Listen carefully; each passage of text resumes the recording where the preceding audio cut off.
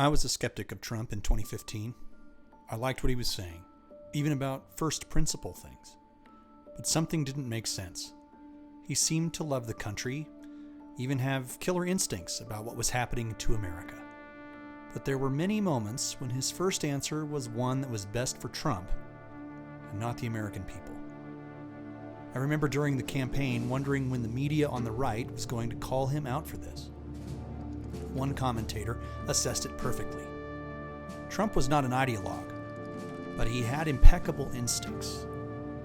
And admittedly, for the first 3.5 years of his presidency, that commentator's observation was correct. In fact, I remember the State of the Union in February 2020 thinking that Trump was at the top of his game and that there's no way he could lose the upcoming election. And then March came. In fact, it was exactly the Ides of March, and Caesar was about to fall. The bad actors in the swamp saw Trump's one weakness, that he had no core beliefs about America's first principles, and those bad actors pounced. Trump's legendary instincts failed him miserably because of the fear of losing an election and for a lack of core beliefs. He didn't know how to handle Dr. Fauci because he didn't have a principle about the role of government. He went along with the experts as they stroked his ego about locking down, masking up, and Operation Warp Speed. Whatever thoughts he had about America First were tossed away because there was no deep conviction about it.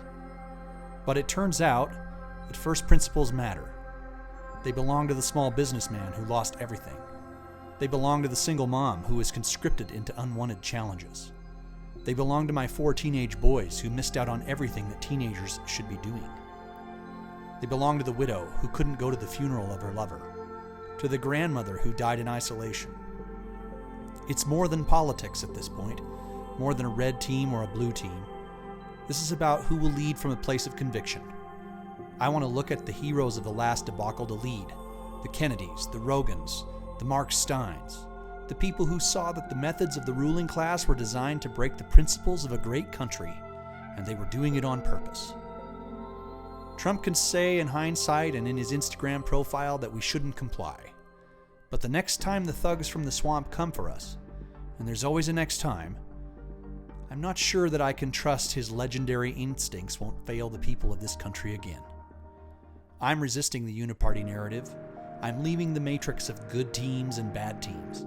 I'm deciding things in this election for my kids and hoping that the future is filled with conviction towards the things that we lost.